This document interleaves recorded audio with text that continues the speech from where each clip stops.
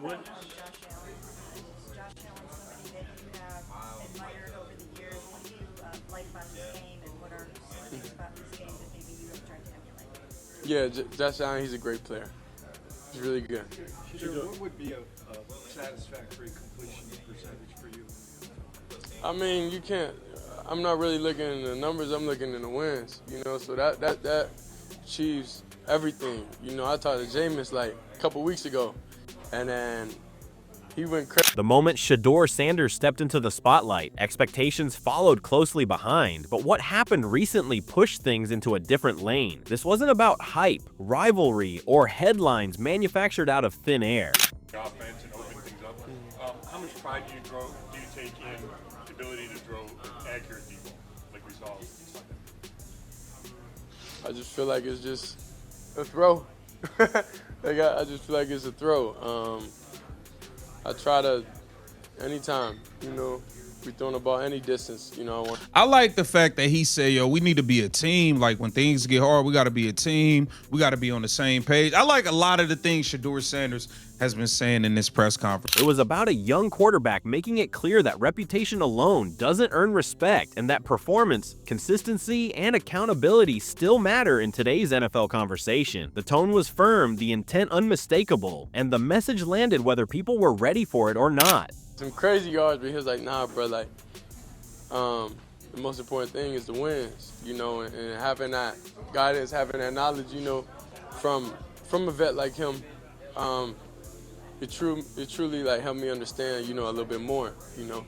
I always knew, of course, winning, and that's the final goal. That's what everybody's in this league to do.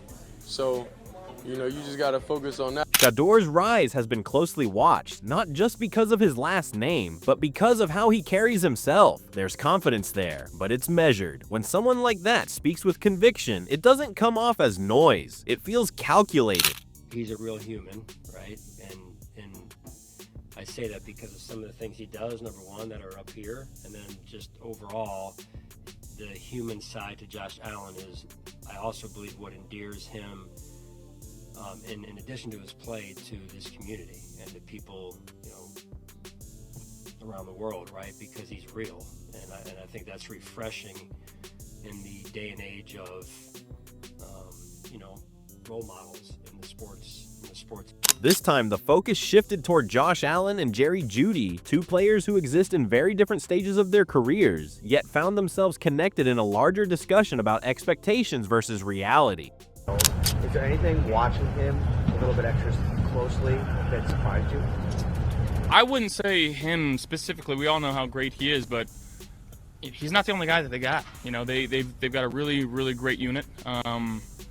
Got a really good secondary. You know, two of the top corners in the league. They got one of the best, you know, rookies playing their linebacker position.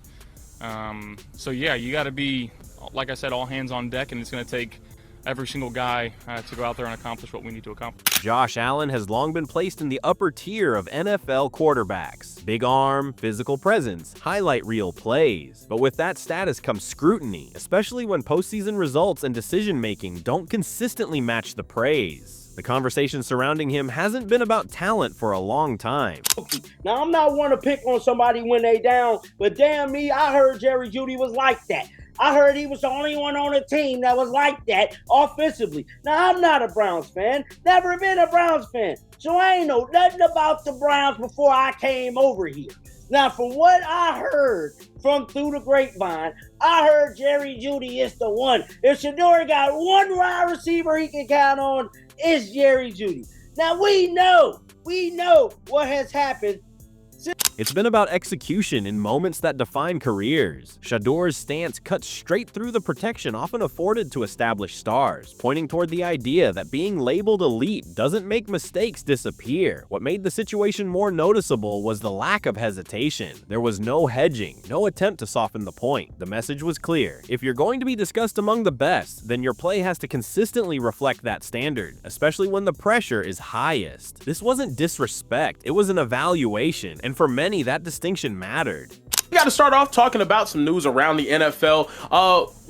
Ending the show yesterday, TJ, we asked you about the interaction between Jerry Jeudy and Shedeur Sanders. Today, during their media availability, Jerry Jeudy got an opportunity to talk about what that interaction was, and also, you know, what they did moving forward. I'll let you guys take a listen.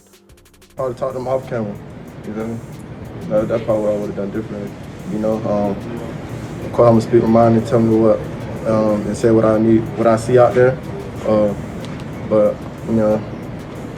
Jerry Jeudy's inclusion added another layer to the conversation. Once viewed as a future cornerstone wide receiver, his career has been a mix of flashes and frustration. Shedeur's perspective seemed rooted in production rather than potential, emphasizing that years in the league should translate into results that move the needle, not just moments that look good on tape. If you need a quarterback, you got your quarterback. Give him the pieces he needs to succeed. It's just that simple. Shedeur Sanders has already proven he's the guy. He's the guy that y'all need.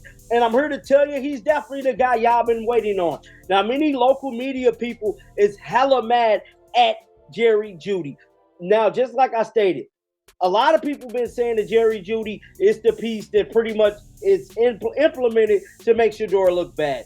I've been telling y'all, bro, he looking a little spooky. What stood out most was how this wasn't framed as a personal issue. It felt more like a broader commentary on how players are judged, promoted, and protected by narratives that don't always align with outcomes. Shedeur positioned himself as someone watching the league closely, not from the outside, but as a future participant who understands how thin the margin really is. You know, it's what it is, football, man. Just men should go good. You know, it's stuff like that happens. You know, y'all gonna make it bigger than what it is. You know, because the media, you know, that's what y'all feed off of, negativity. You know, but it is what it is. This is the life we live. So, you know, we move on from it. And I live in real life. You know, so what happened around in this locker room, you know, this real. Now what's going on social media and everything. So, me and Shedeur good, everything good. We're great over here. Wow, gravy over there. So the media likes to feed off for reminding the audience. This kind of stance doesn't happen in isolation. It reflects a shift in how younger players see the league. What replaces it is a results-based mindset where every snap matters, regardless of past accolades. The timing also matters. Shedeur is approaching a pivotal point in his own journey. Every word he puts out now is weighed against what he's building. Speaking this directly invites comparison, and he seems comfortable with that. It suggests a belief not only in his own ability, but in the standard he plans to hold himself to once he reaches that level. The media is picking up storm on this story about Jerry Jeudy possibly sabotaging Shedeur Sanders and not wanting him to succeed. And we all know Jerry Jeudy's man. Jerry Jeudy is a wide receiver for the Cleveland Browns, and Jerry Jeudy's Cleveland tenure this year has not been going so great. Jerry Jeudy has been under fire ever since he had a blow up with Shedeur Sanders on the sideline. But regardless of where people landed, the discussion shifted. It forced fans and analysts alike to reconsider how they frame success. Is it about raw talent, statistical peaks, or sustained excellence when the stakes are highest? There's also an unspoken element here about leadership. Quarterbacks are often described as extensions of the coaching staff, leaders by default. Here to tell you, Jerry Jeudy has definitely been a topic of discussion all season long. That is in the Shedeur Sanders department. Now, we done seen time in and time again, Jerry Jones makes some suspicious looking plays. Well, the one that went down yesterday was probably the one that took the cake, bruh. He literally had the ball taken out of his hands as he was making a touchdown catch. That was a touchdown catch, which caused Shedeur to get, I believe that was his second interception at the, nope, that was his first. What makes this moment linger is that it didn't feel reactive. It felt like something that had been considered, processed, and then delivered with intent. That's why it resonated. It wasn't chasing attention. It was asserting a viewpoint grounded in how the game actually works. This also signals something about the next generation entering the league. They're not waiting for their turn to speak. They're studying the landscape, identifying inconsistencies, and forming opinions before they ever take an NFL snap. That confidence can be polarizing, but it also reflects preparation. Now, we all know Shedeur Sanders has took over the starting job for the Cleveland Browns in these last 4 games. He's 1-3 in the last 4 games.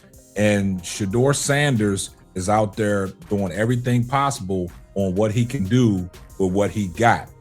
But when you have some suspect plays like from Jeudy, a lot of people are saying that Jeudy is in on sabotaging Shedeur Sanders alongside Kevin Stefanski. So the real question is this: when the pressure rises and the spotlight gets harsher, who actually elevates their game and who leans on reputation alone? That answer won't come from talk, it will come from Sundays. Drop your thoughts in the comments and make sure to subscribe because this story is far from finished.